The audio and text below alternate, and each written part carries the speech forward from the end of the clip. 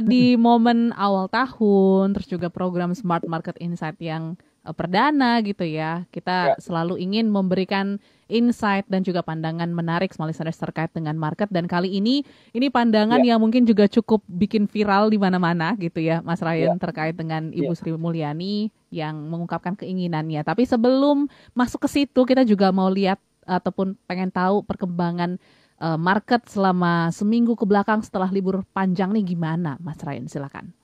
Ya, jadi kalau kita perhatikan kalau dari awal ya tanggal 2 sebenarnya kita relatif dalam posisi flat sebenarnya Mhm. kalau kita melihat dari awal tahun ini kelihatan so-so saja karena di awal kita tanggal 3 itu sempat naik ke 7.186 dan pada saat ini kita ditutup pada level pada hari ini 7.083 ya. Jadi sebenarnya kita dalam posisi kurang lebih sama dengan posisi di awal pembukaan tahun 2025 ini. Nah, kalau kita perhatikan dalam 1 bulan, sebenarnya justru kita dalam fase yang mengalami penurunan.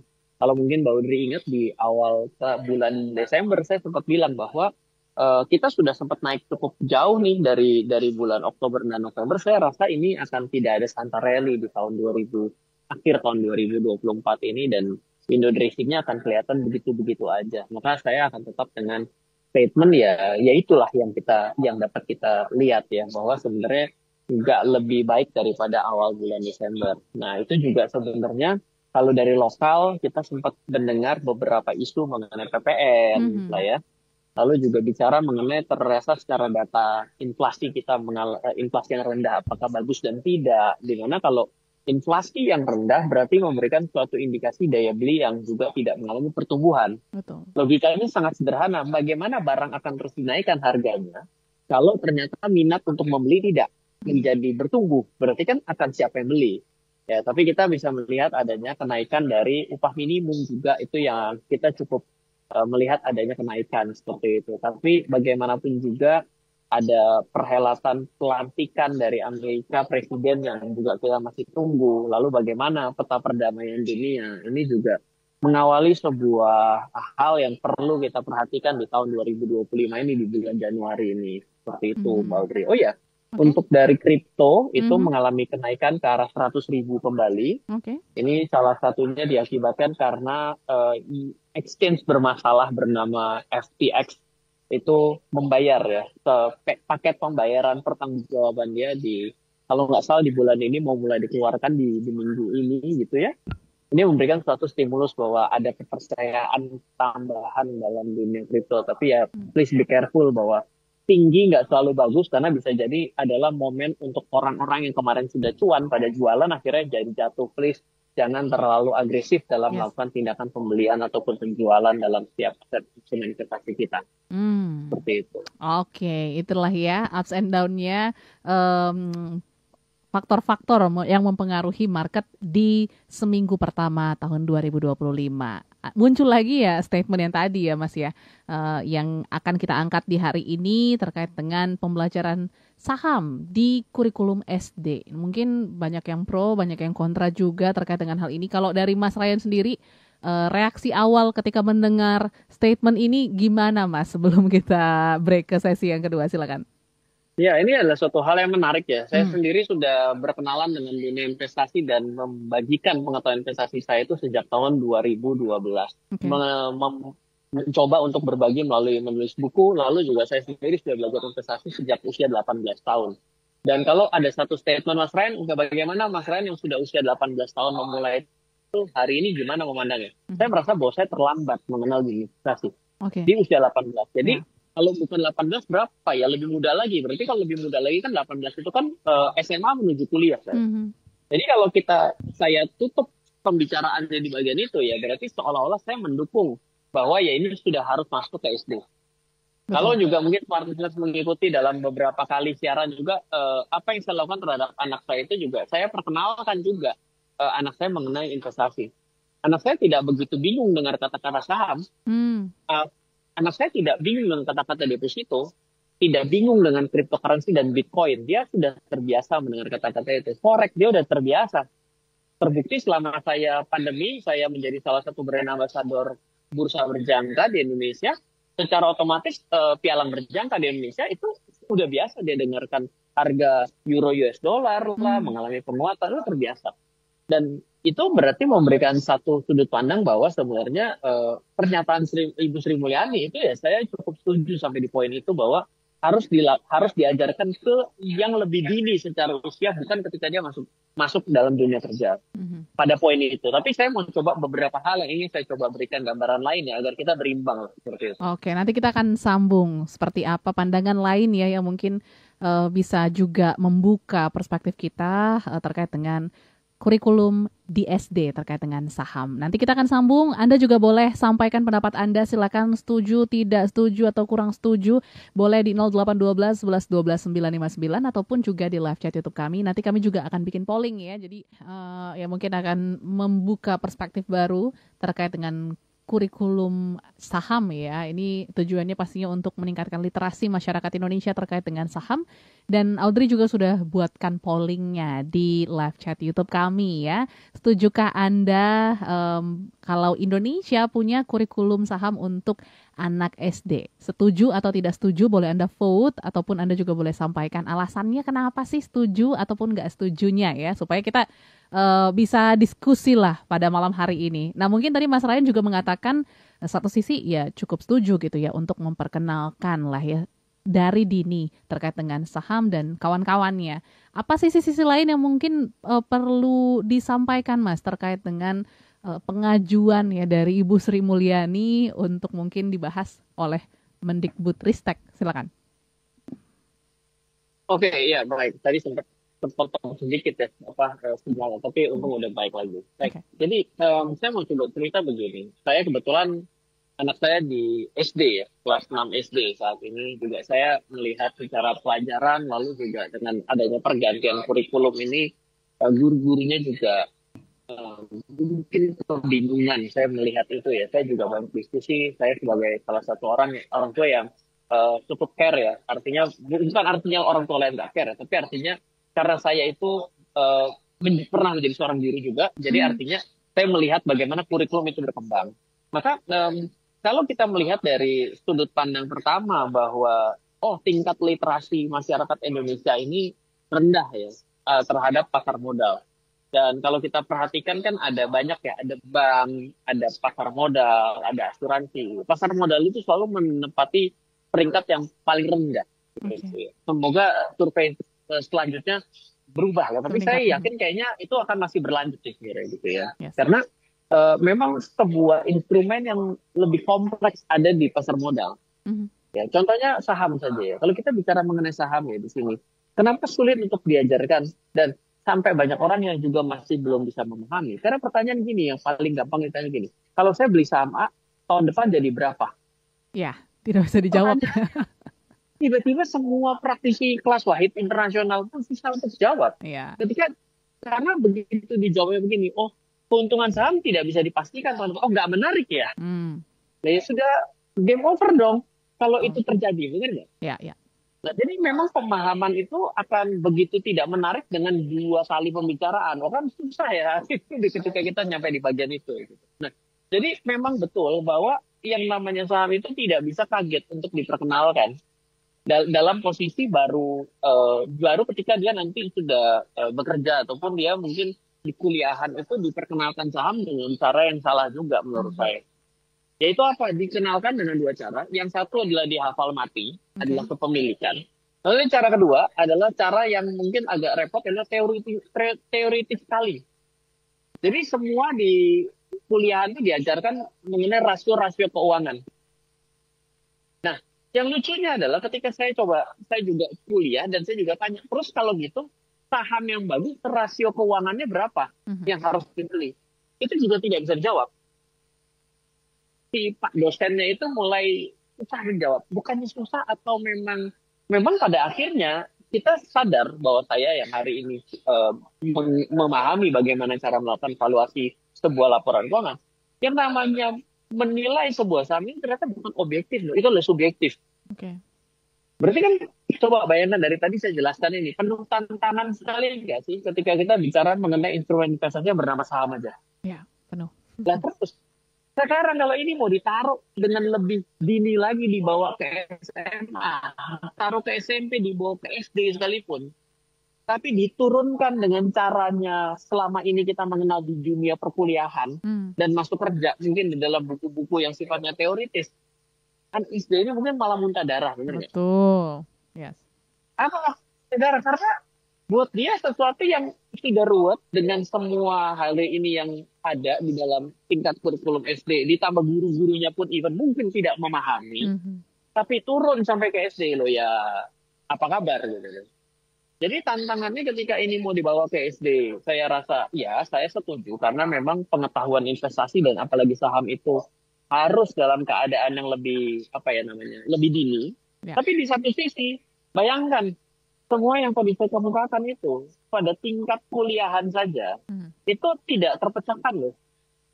Coba Oke. aja sekarang mungkin semua yang ikut kuliah gitu ya. Coba misalnya kita memahami sebuah rasio keuangan namanya price to earning ratio. Mhm. PER.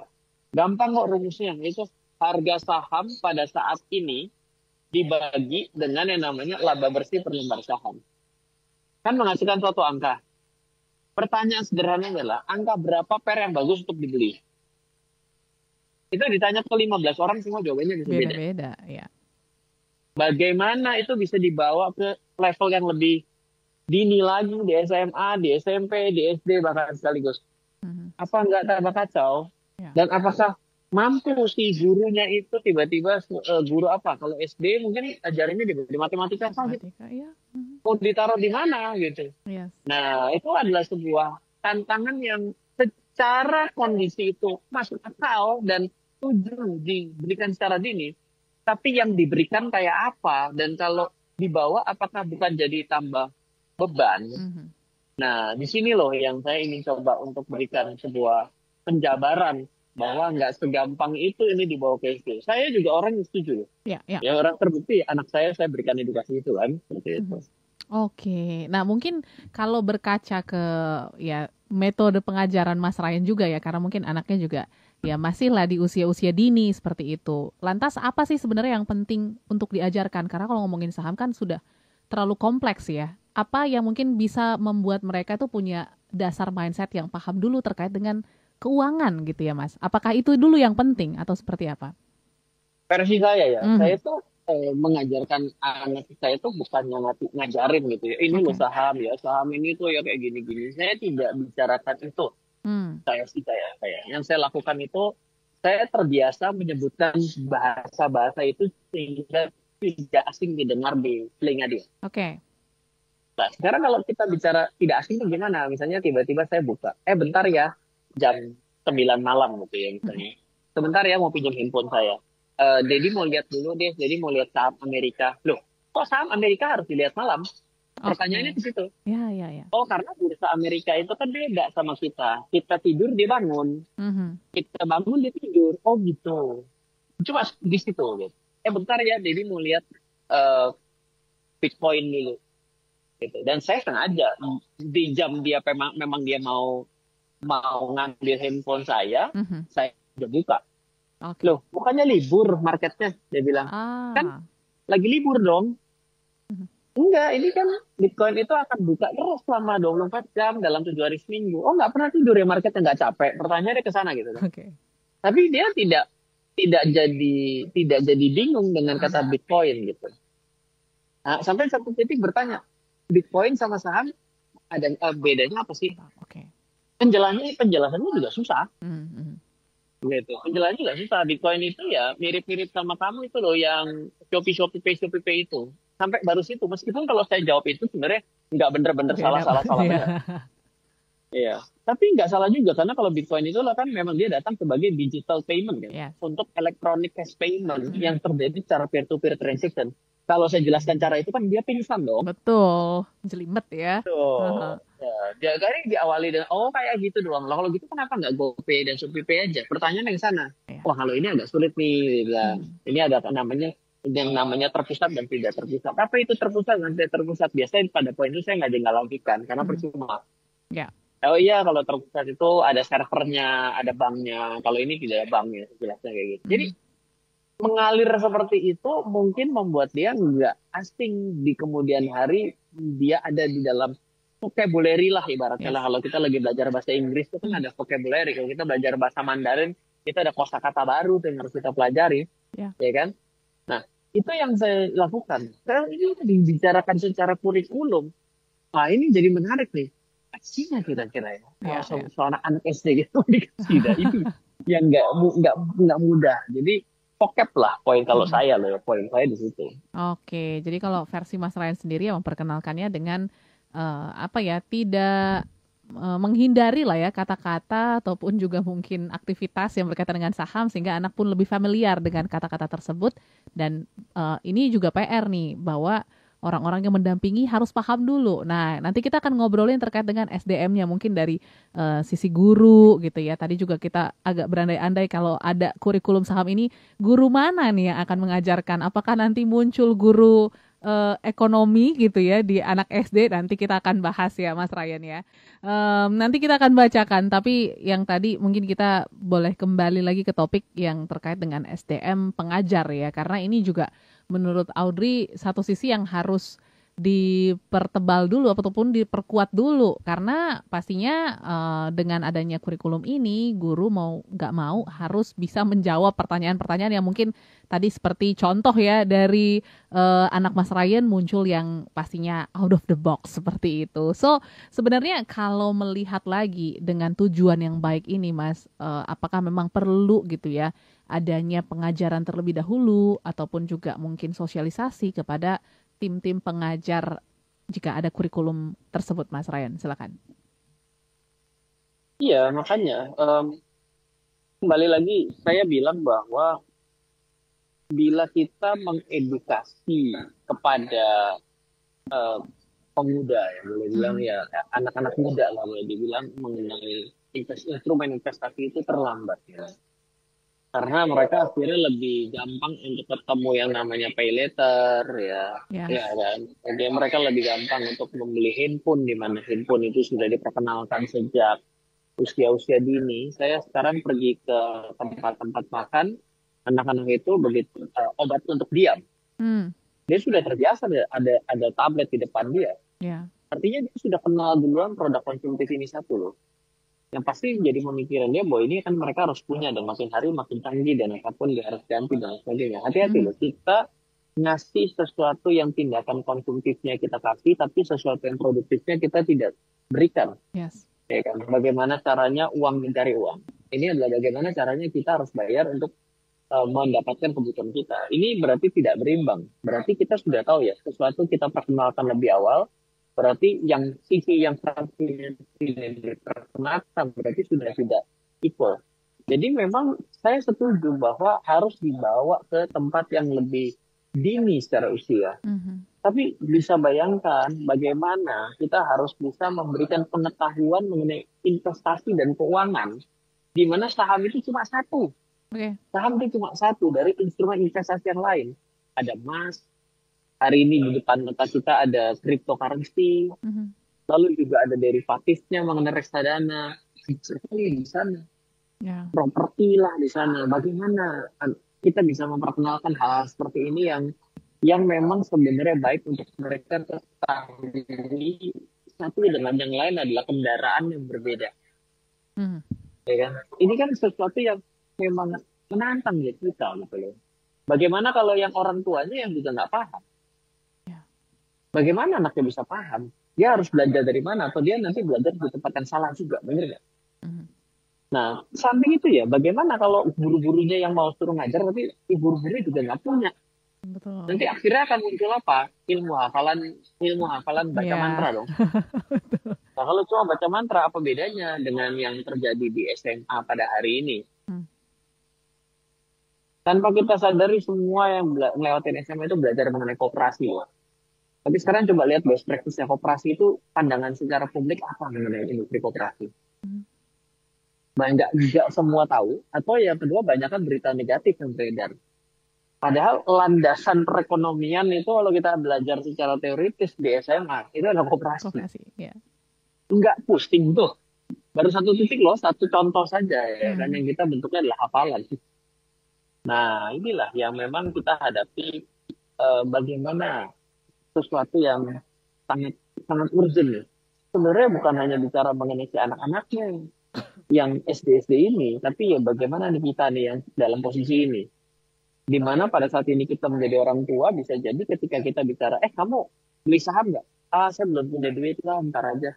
Lah, orang gimana yang satu titik kita, bagaimana mungkin kita bisa memberikan sesuatu kepada yang generasi lebih muda dari kita ketika kita juga dalam posisi, kamu tahu saham nggak? Ah, itu mah janganlah, tuh jangan pikirin lah. Orang saya bayar hutang aja susah. Oke. Terus besok-besoknya anaknya suruh belajar saham. Ah, iya apa dia nanti ketika ditanya sama anak orang orang tuanya ditanya Mhm. sama anaknya, saya belajar saham di sekolah. Terus gimana jawabannya apa kira-kira? Iya, nggak Mau ngerti mau yang. memberikan sebuah inspirasi kepada anaknya bahwa itu bagus loh, coba kamu pelajari. Nah ya, piye, Mhm. bagaimana poin itu? Itu juga challenging loh dalam Ya. kondisi kita hari ini. Gila. Topik jatuh 7 Januari, siaran pertama 2025 kok sudah chaos gini. Nah, agak berat ya. Ini juga komentar-komentarnya juga cukup seru nih Mas Ryan ya. Aku izin bacakan. Kali ini dari orang tua yang cukup kontra nih ya dengan pastinya statement dari Ibu Sri Mulyani. Ini dari Bapak Firdaus yang ada di Jakarta Barat. Malam Mas Ryan, kalau saya 100% nggak setuju gitu ya. Karena ngelihat anak saya yang SD kelas 2 aja lesnya udah banyak banget satu gitu ya.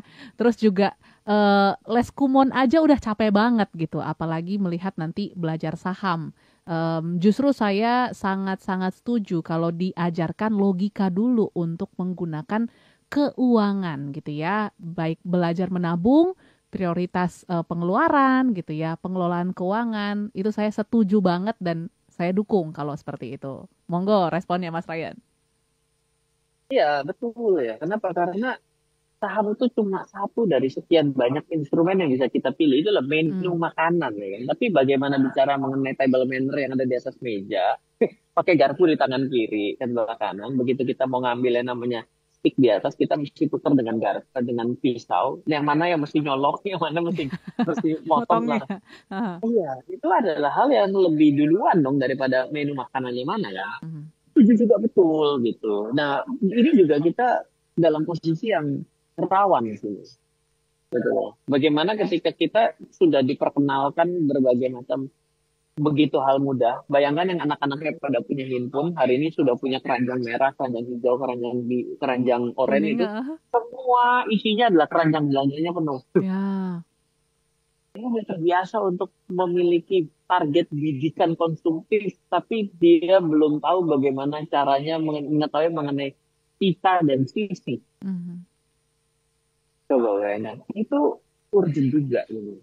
Nah ya kembali lagi, poin-poin seperti ini tuh emang harus ada pemikiran duluan. Nah ya masa iya besok nanti anak-anaknya suruh ngeles sama Raya mengenai saham.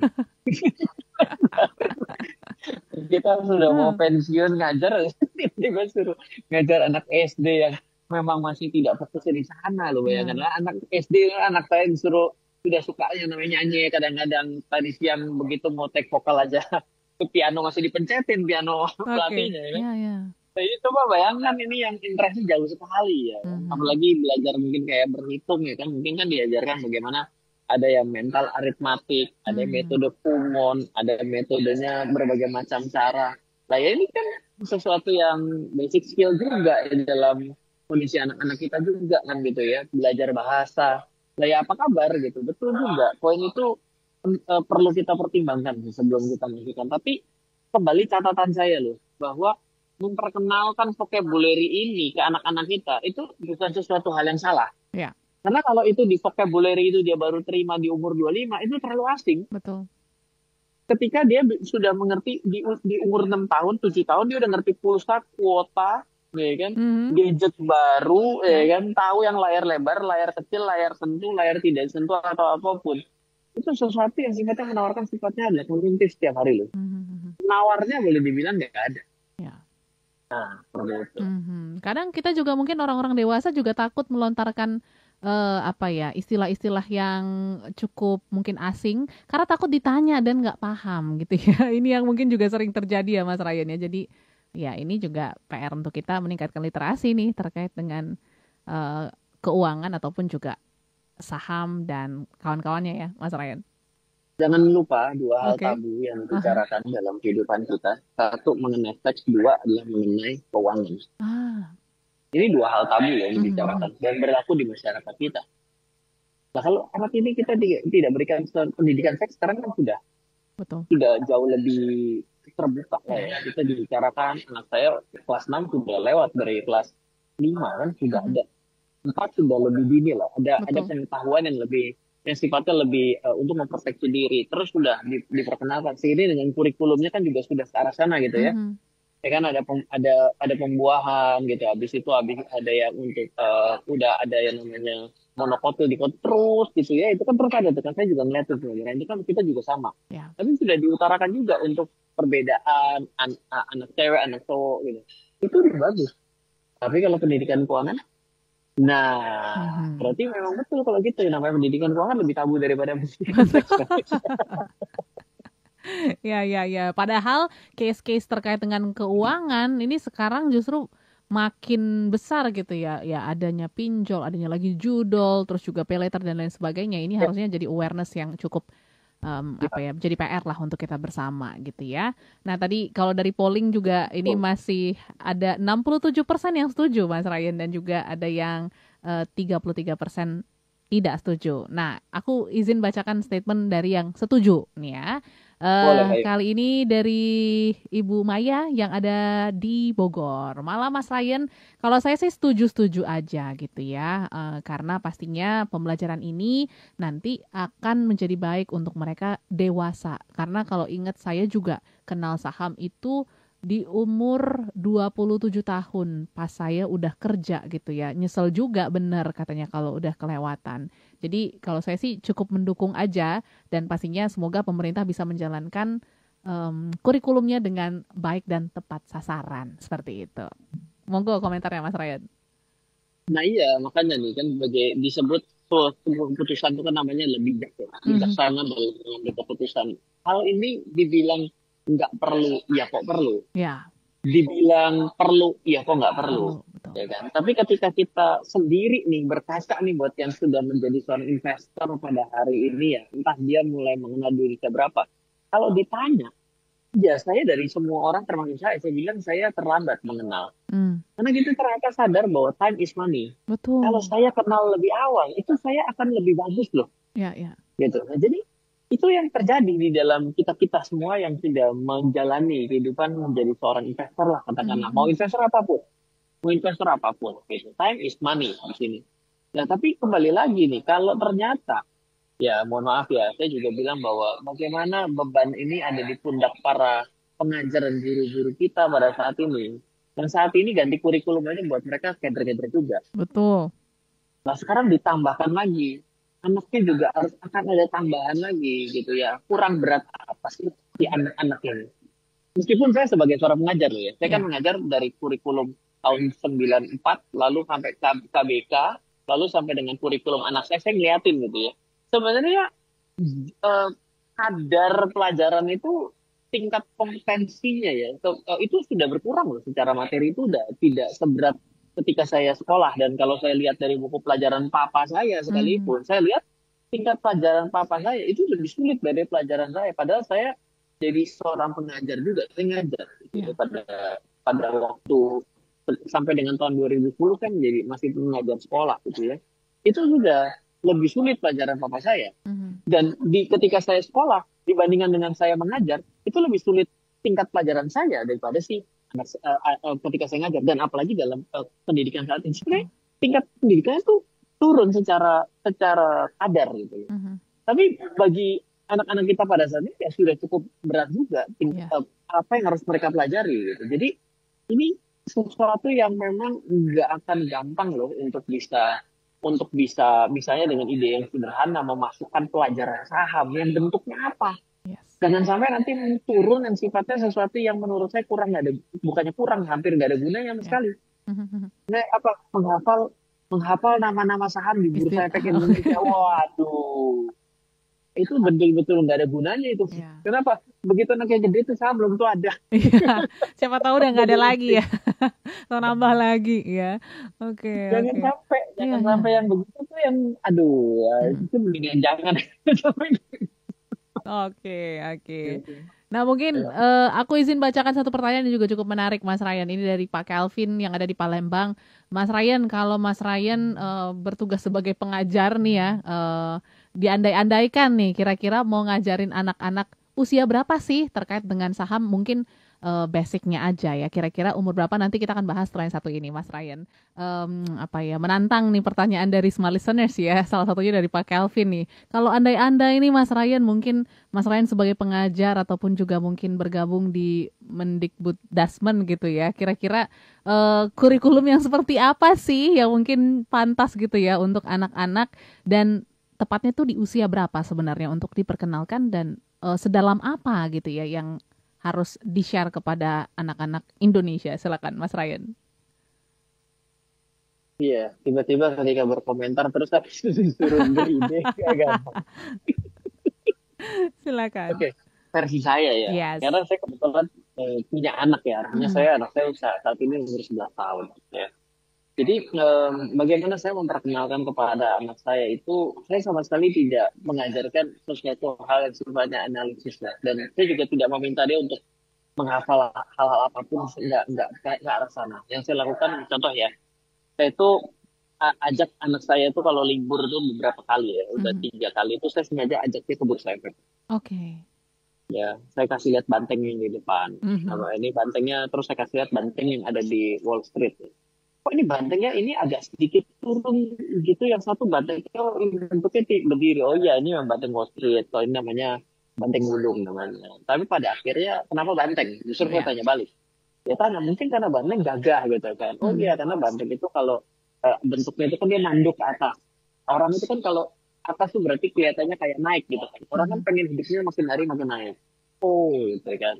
Saya ceritakan ke sana. Terus saya lihat, oh kayak gini. Oh ya, Dedi di sini beberapa kali suka jadi pembicara. Terus saya kasih lihat tuh saya ada di Hall of Fame-nya di Bursa Efek. Saya kasih lihat. Oh ini mengenai investasi.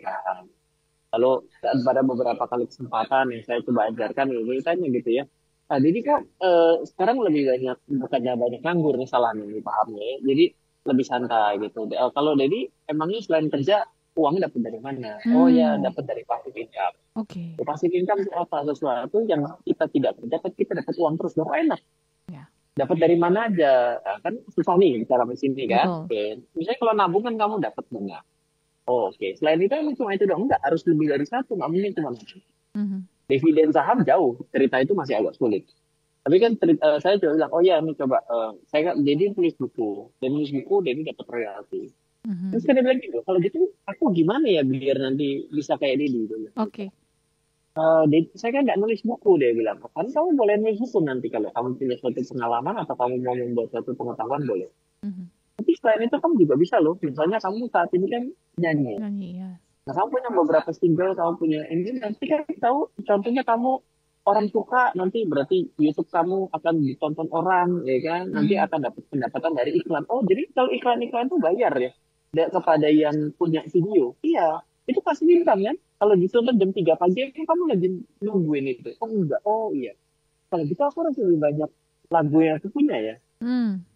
Jadi memang mungkin nggak bicara mengenai hanya sahamnya terlalu Ya. kecil gitu. Tapi kalau saham bagaimana? Nah, kalau saham saya cuma ceritakan nih, coba ya, ini ada merek ya air mineral. Coba kamu lihat perhatikan. Nah, kamu tak lihat ini kenapa ada yang di belakangnya koma TBK, Ya. TBK, kamu yang bukan. Lu kok namanya sama ya gitu kan? Oh ya TBK ini sebenarnya karena sahamnya bisa dibeli. Hmm.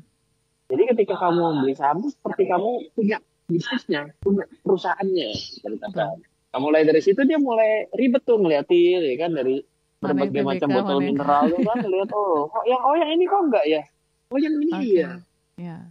ya tapi ya memang nggak mungkin kita ceritakan ke mereka hal yang terlalu bagaimana sangat teknis nggak mungkin gitu Mhm. ya tapi dengan itu dia tidak asing dengan hal tersebut itu sudah jauh buat saya sudah jauh lebih bagus buat Mhm. saya loh ya Ya. gitu nah ya itu yang terjadi dalam kesehari-harian saya terhadap anak saya pengetahuan keuangan tuh di bagian itu mengenai sisi dan sisa ya kan bagaimana caranya menahan keinginan ya apa keinginan kita ingin sesuatu ya apalagi ya hari ini ya sama ya saya juga keranjang belanjanya penuh tapi saya cuekin aja Betul.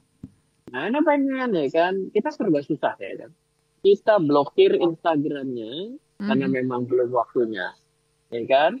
Tapi satu sisi dia ya punya Itu juga. berkarir lah, boleh dibilang dia Betul. suka lah. Dia bernyanyi kan bagaimanapun haruslah ada gitu. Mhm. Ya. Bukan kita mengerjakan anak di bawah umur, bukan itu, Betul. tapi poinnya adalah dia sudah punya sesuatu yang bisa bisa dia rintis dengan sesuatu yang sifatnya tidak tidak belum serius tapi bisa berjalan dengan baik. Mhm. Dan kebetulan bukan anak artis kan gitu ya. Itu iya, tapi kalau kita hari ini bisa lepaskan dia nonton dengan berbagai macam hal yang tidak ada pembatasannya, ya apa nggak masalah gitu ya. Jadi pasti bermasalah ya kan, artinya kan banyak konten yang di luar usia. Jadi anak-anak ini sesuatu hal yang lumayan ringkih dan mungkin harus menjadi perhatian lebih buat kita sebagai orang tua gitu. Hmm. Seperti itu. Oke, oke. Terima kasih untuk Pak Calvin ya. Kelvin, sorry tadi yang bergabung. Dan mungkin satu lagi nih Mas Ryan ya. Em, Respon dari tidak ada namanya dari 0815324 sekian sekian sekian sekian. Kalau saya sih setuju banget Mas Ryan karena kan pastinya kalau anak-anak paham dengan konsep saham ini akan memperbaiki ekonomi Indonesia ke depannya. Apalagi ada target yang cukup besar dari pemerintah, terus juga ada Indonesia Emas 2045, bukannya jadi bagus ya, Mas Ryan? Silakan sebelum ke kesimpulan. Iya, iya bisa sebagai suatu kesimpulan. Sebenarnya memang bagus artinya kalau kita itu menjadi seorang investor ataupun menjadi pemilik dalam rumah kita sendiri, ya Mhm. kan?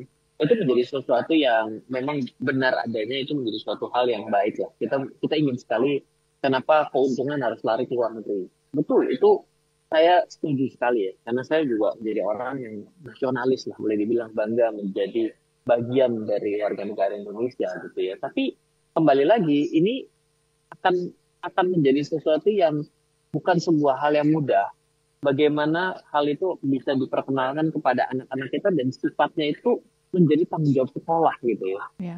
Ini menjadi sesuatu yang tidak gampang saya yakin itu. Kadarnya mau seperti apa ya. Terus kalau kita bicarakan jangan jauh-jauh ya. Saya itu adalah merasakan kurikulum yang bahasa Inggris itu diajarkan di dalam pelajaran sekolah loh ya. Mhm. Saya dapat pelajaran bahasa Inggris itu kelas 3 SD. Pertama kali dapat pelajaran bahasa Inggris. Oke. Sedangkan untuk pelajaran Mandarin, bahasa Mandarin itu saya terima SMA 1. Mhm. Jadi di angkatan-angkatan saya itu saya merasakan sesuatu yang pertama kali untuk diajarkan gitu ya. Nah itu sendiri juga menjadi suatu permasalahan tersendiri pada saat itu.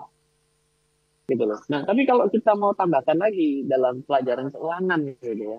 Nah ini masih hati-hati. Nanti kalau SDM yang ada secara guru-guru ini sendiri ya. Saya kebetulan Februari besok diundang oleh salah satu yayasan sekolah Mhm. yang mau mengedukasi. Ini baru tingkat SMA saja. Guru-gurunya SMA. mau diberikan pengetahuan mengenai lembaga jasa keuangan. Wow. Oke. Ya kan? Ini baru pertama. Loh, saya bilang, kenapa kok mau? Iya, Mas Ryan ini ternyata guru-guru ekonomi kita sama sekali nggak ngerti ya. Nah, Oke. bayangkan, ini adalah sebuah sekolah yayasan swasta Ya. yang menurut saya ini topnya di Mhm. Indonesia. Salah satu top di Indonesia pun ternyata SDM gurunya di tingkat SMA berbicara mengenai lembaga jasa keuangan masih blank. Ya. Minta saya untuk men-sharingkan gitu ya. Saya di sekolah sana juga. Tapi sekarang ya apa kabar ini kalau SMP, SD, ya kan lah apa kabar juga kalau ini juga posisinya kita ini negara kepulauan katanya. Betul. Iya, iya, iya. Ini Ya, nggak ya, ya. gampang loh ya. Betul, betul. Jadi ya beban sangat berat. Saya tahu Mhm. beban sangat berat nggak gampang untuk menjadi pemimpin di negara kita. Ya, itu tugasnya ya lumayan ngeri. Seperti Mhm, itu. mhm. Oke, mungkin untuk mem-wrap up perbincangan kita ya, ini seru banget karena ada pro dan kontra, tapi ya kita setuju sebenarnya untuk peningkatan literasi, tapi mungkin metodenya ya yang harus difikirkan sedemikian rupa sehingga tepat sasaran. So, apa mungkin insight terakhir Mas Ryan sebelum kita tutup perbincangan pada malam hari ini? Silakan. Oke, saya mau coba ngomongnya begini. Ya. Kalau kita bicara menunggu bahwa pemerintah kita bertindak dan berbagai macam kurikulum yang diterapkan, menurut saya waktu berjalan. Hmm. Sekarang buat kita yang mungkin punya ponakan, mungkin kita punya anak nanti pun mau punya anak. Ya, pertanyaannya adalah apakah Anda nih smart listener itu juga sudah mau mencoba untuk memperkenalkan ini kepada anak-anak kita, kepada ponakan kita, kepada generasi muda kita dengan hal-hal yang sederhana. Nah, kalau kitanya belum, ya berarti jawabannya ya masalah ini datang dari kita. Hmm. Dan tinggal kita mulai dan kita coba perkenalkan. Tujuannya sederhana kok. Orang yang mengenal instrumen investasi dan keuangan, biasanya hidupnya akan lebih mapan. Oh. Dibandingkan dia hanya mengenal produk-produk bank dan teman-temannya yang sifatnya ngutang doang. Mhm. Tapi sekali lagi, hutang bukan hal yang jelek. Kenapa? Karena investasi dan hutang itu sebenarnya adalah suatu pedang bermata dua. Yes. Yang bagus dipegang oleh orang yang punya pengetahuan yang cukup akan si pedang tersebut. Nggak ngerti seni bermain pedangnya, tapi punya pedangnya ya repot. Mhm. Gitu. Jadi ya kalau kita aware, kita telat, kita mari ajarkan kepada generasi yang lebih muda. Tapi kalau ternyata masalah datang di kita yang kita nggak mulai dengan alasannya uangnya nggak ada, nggak punya pengetahuan, sebenarnya jangan kita bicara kepada generasi selanjutnya, orang kitanya sendiri juga tidak memulai, tapi kita mau ajarin ke orang yang lebih muda, ya apa kabar kan begitu. Ya, ya. Mungkin poinnya lebih di situ kalau buat saya. Yes. Dan ini jadi PR bersama ya, nggak hanya PR pemerintah aja, small listeners, nggak PR sekolah ataupun guru, tapi kita sebagai yang sudah dewasa ya, pastinya akan bersinggungan juga dengan generasi-generasi penerus. So, terus pertingkat literasi financial Anda sehingga kita pun bisa mengajarkan dan memberikan insight yang baik untuk generasi penerus kita. So, thank you Mas Ryan, insight-nya ini seru banget dan semoga juga membuka perspektif baru untuk Anda small listeners untuk mendengarkan selalu Smart Market Insight setiap Selasa jam 7 sampai jam 8. Dan pastinya setelah ini akan ada program menarik lagi. So, kami pamit small listeners, sampai jumpa dan sukses untuk Anda.